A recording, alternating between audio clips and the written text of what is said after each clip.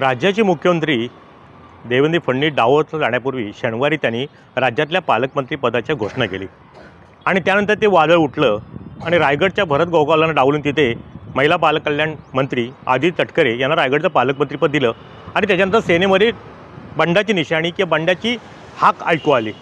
ती रात्र शनिवारची जातो नाही तोपर्यंत रविवारी पुन्हा एकदा वादळ उठलं आणि राज्याचे विरोधी पक्षनेते विजय वडेट्टीवार आणि खासदार शिवसेने संजय राऊत यांनी एकत्रित म्हणा किंवा त्यांनी सुरात सूर मिसळत रत्नागिरीचे पालकमंत्री आणि राज्याचे उद्योगमंत्री उदय सामंत यांच्यासोबत 20 आमदार आहेत आणि कुठेतरी ते विद्यमान उपमुख्यमंत्री एकनाथ शिंदे यांच्यापासून दुरावत जाऊन भाजपशी जवळीक साधतील अशी बातमी आली आणि पुन्हा एकदा गेले 2 दिवस राज्याच्या राजकारणात ही सगळी खळखळ आणि वळवळ सुरू आहे।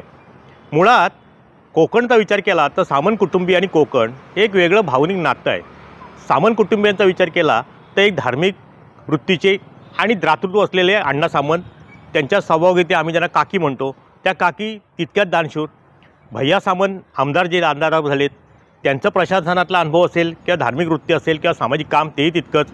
आणि उद्योगमंत्री उदय सामंत जे रत्नागिरीचे प्रतिनिधित्व करतात ते आमदार आहेत, त्यांचं गेल्या 20 वर्षाचा राजकीय अनुभव पाहता त्यांच्याबद्दलही त्यांचं असलेलं मत लोकांमधलं ते सुद्धा काही एक वेगळ्या अर्थाने आणि आपुलकीने सांगितलं जातं। मुळात उदय सामंतांसोबत 20 आमदार आहेत आणि ते भाजपसोबत जाणार आहेत आणि कुठेतरी भाजपला विद्यमान उपमुख्यमंत्री एकनाथ शिंदे यांना चेकमेट देण्याचा हेतू आहे अशा प्रकारच्या बातम्या, अशा प्रकारची वक्तव्य विरोधी पक्षनेते वडेट्टीवार असतील का खासदार संजय राऊत यांच्याकडून सांगितली गेली। पण रत्नागिरी जिल्ह्याचा विचार करता किंवा रत्नागिरी विधानसभा मतदारसंघाचे गेले 20 वर्षे उदय सामंत जे प्रतिनिधित्व करत आहेत असं पाहता उदय सामंतांना ज्या वेळेला स्वतःला काही पटत नाही एखादी गोष्ट किंवा त्यांना काही आपल्याला मनात पटत नाही किंवा आपल्याला समरस होऊ शकत नाही तर ती जर गोष्ट असेल तर त्यापासून थोडे ते लांबत असतात। जाण्याचा हेतू किंवा सांगण्याचा हेतू असा की शिवसेना सोडतानासुद्धा त्यांनी शिवसेनेत पटलं नाही पण अखेरच्या क्षणापर्यंत त्यांनी आदित्य ठाकरेंची पण समजूत घालण्याचा प्रयत्न केला होता पण ती समजूतसुद्धा फोल ठरली म्हणून अखेरच्या क्षणी विद्यमान मुख्यमंत्री देवेंद्र फडणवीसांच्या सांगण्यावरून शेवटच्या क्षणाला ते गुवाहाटीला गेले आणि ते एकनाथ शिंदेच्या बंडात सामील झाले। मुळात भाजप 20 जणांना घेण्याचा प्रयत्न करतं आहे, शिवसेनेत फूट पाडण्याचा प्रयत्न करतं आहे। मुळात आज भाजपची 132 ही विधानसभेची सदस्यसंख्या आहे आणि 2029ला ज्या पद्धतीने गृहमंत्री अमित शहा सांगून गेले 100% भाजपा, त्याचा विचार केला तर भाजप कुठेतरी गेल्या काही दिवसापासून हिंदुत्वाच्या मुद्द्यावरती कुठेतरी जोर धरू पाहतं आहे। राज्यातल्या जनतेने भाजपला त्या मुद्द्यावरती जनाधार दिला।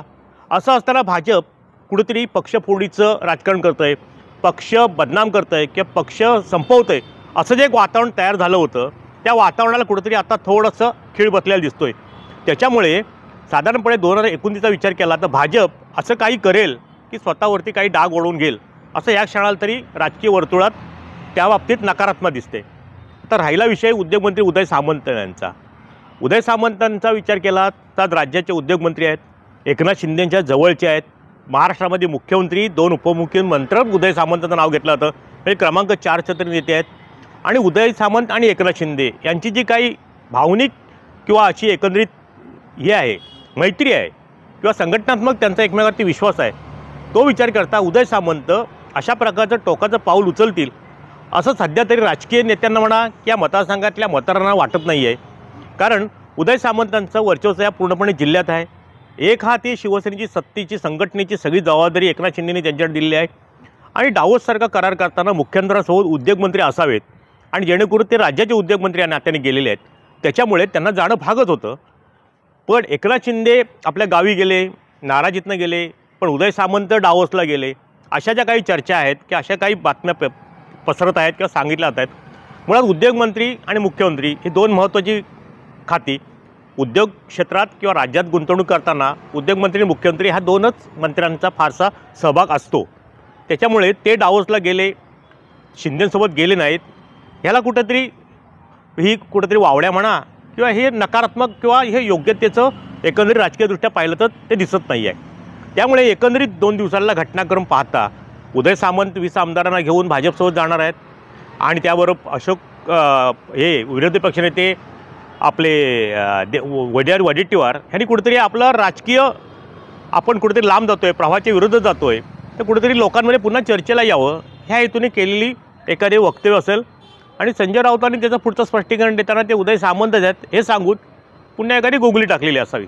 पण एकंदरीत सारासार विचार केला उदय सामंत तुर्तास तरी असा कोणताही निर्णय घेणार नाहीत, कारण त्यांचे बंधूसुद्धा शिवसेनेचे आमदार आहेत, ह्या जिल्ह्यातसुद्धा शिवसेनेचं वर्चस्व आहे.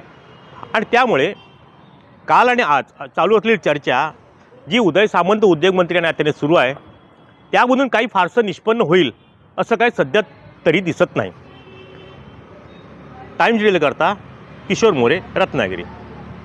टाइम्स डिजिटलला लाईक करा, सबस्क्राईब करा, शेअर करा आणि बेल आयकॉन दाबायला विसरू नका. Times digital.